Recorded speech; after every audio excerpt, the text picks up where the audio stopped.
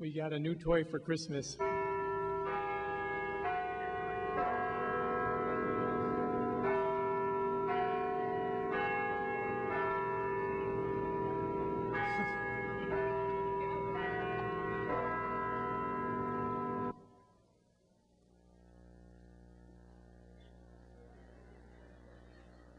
Susan's going to clobber me. Sorry, that was the wrong one. You have to bear with us 1 second.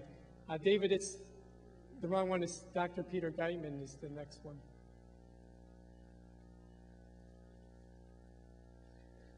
Usually by Easter time we have all the Christmas presents figured out, so we'll try it again.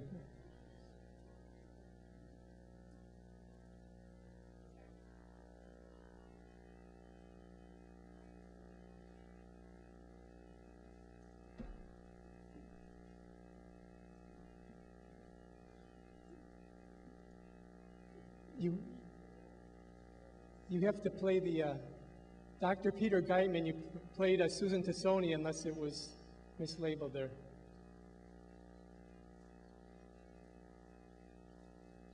It's mislabeled. I'll go to confession later. Sorry, Father, that was my fault.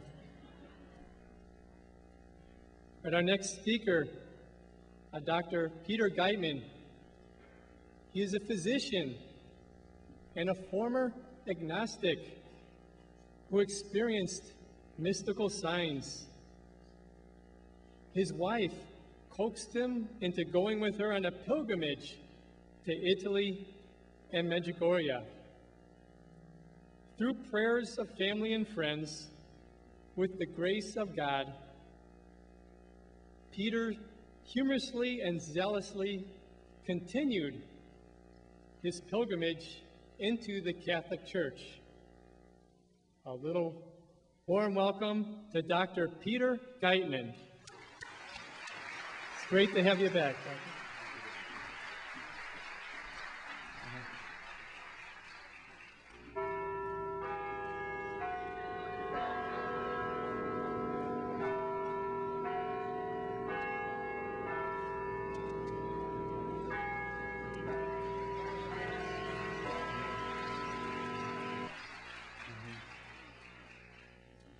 Well, one guy asked me to speak.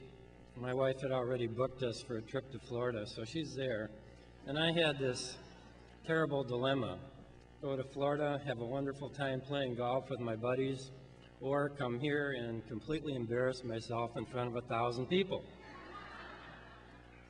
I could play golf anytime. So I grew up in a small town in Wisconsin. My folks were regular churchgoers, and they were members of the First Congregational Church, standard Protestant denomination. My brother, 2 sisters, and I went to Sunday school. When we graduated there, we got the dubious privilege of going to church with our parents. And that became a dreaded ordeal because we had a pastor who gave 45-minute sermons. And even a bottle of amphetamines couldn't keep you awake through them.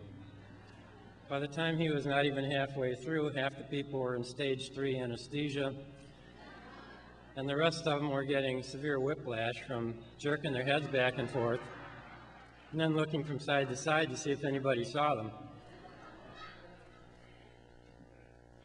So I became a student of science and evolution, tried to avoid church whenever I could, gradually became convinced that I had all the answers I needed for life's mysteries. And after going into grad school, I got drafted into the Army, spent a few years in the military, then went to medical school, finished with 4 years of residency in obstetrics and gynecology, and then went into private practice. And after years and years of seeing babies born with birth defects, my patients dying of the ravages of cancer while I stood by helplessly, and ultimately my brother and his younger son were killed in a fiery plane crash. And I knew there could be no loving God who could possibly allow these things to happen to innocent people. So isn't it ironic that I would meet and marry a cradle Catholic named Margaret Mary? That's Margie. And that I would allow her to fill our entire house with religious articles, pictures, paintings, statues, One day she brought home this statue. I said, "Now what's that?" She said, "It's the Rosa Mystica." I said, "Where's that going?" She said, "On your nightstand." I said, "Please, that's the only place in the house that doesn't have some kind of religious thing on it." She said, "That's why it's going there." So we painted her, and she looked beautiful, and she stood there on my nightstand. And I made one other concession to Margie. I became a creaster. If you don't know what that is, creasters are people who only go to Mass on Christmas and Easters. Now, if you're a Protestant, that's not a hard thing because everybody is the same. There's no kneeling, there's no getting in line for communion, there's no state of being in grace or out of grace. Everybody blends in.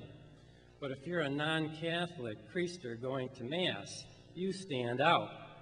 Everybody knows who the evil one is.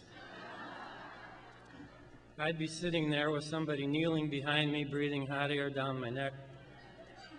Have to scrunch up like a pretzel so I wouldn't trip anybody on their way to communion. Well, how did the Catholic religion start? Didn't know.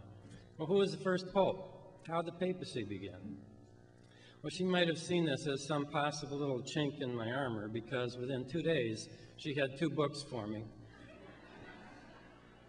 One was called Pontiffs. It's a selected biography of different popes who were so influential over the course of the centuries. And my favorite was Gregory the Great because he did not want to be pope. He was trying to flee the city when they finally were inducting him. And the other book she got was A Shepherd in the Rock, which is a more scholarly text filled with facts and details. I could only read a few pages a night. If any of you are suffering from insomnia, I highly recommend this. And that set the stage for Home Alone 1. I was home alone one night reading The Shepherd in the Rock, and Margie was in Chicago. All of a sudden, the whole bedroom was filled with the powerful scent of roses. And I was looking around for where this was coming from. Sometimes she put flowers in front of the Rosa Mystica, there weren't any. Sometimes there was potpourri on her stand, there wasn't any. And then the phone rang, and it's Margie coming back from Florida. She can't be in her car for more than 5 minutes without burning up some time on her cell phone. And she'll keep talking till she's parked in the garage and still sitting there. And I told her about this scent of roses, and I said, "Where is this coming from?" And she started laughing. She said, "That's our Blessed Mother. That's Our Lady telling you of her presence." I said, "She's not telling me anything. That's not working here." And I put that out of my mind, and the fragrance went away shortly. And about a month later, it was time for Home Alone 2. She was in Florida with her sister. And again, I had been reading that book and put it on my nightstand, went to bed. When I got up the next morning, the place where I planted my foot on the carpet was soaking wet. And I ran to the bathroom to look for the leaking pipe. The sink was okay, the toilet, the shower, everything. Went back to the wet spot, started mopping it up, really frantic about where this is coming from. But I had to get to work, and I thought about it all day, came back afterwards, went to the basement, found the exact spot looking for the wet floor. No stain, no water stain, no pipes anywhere. Total mystery. So I was talking to Margie, and I mentioned it to her. She said she'd find the answer for me. I said, "How?" She said she'd ask the women in her prayer group. I said, "Well, that's great. They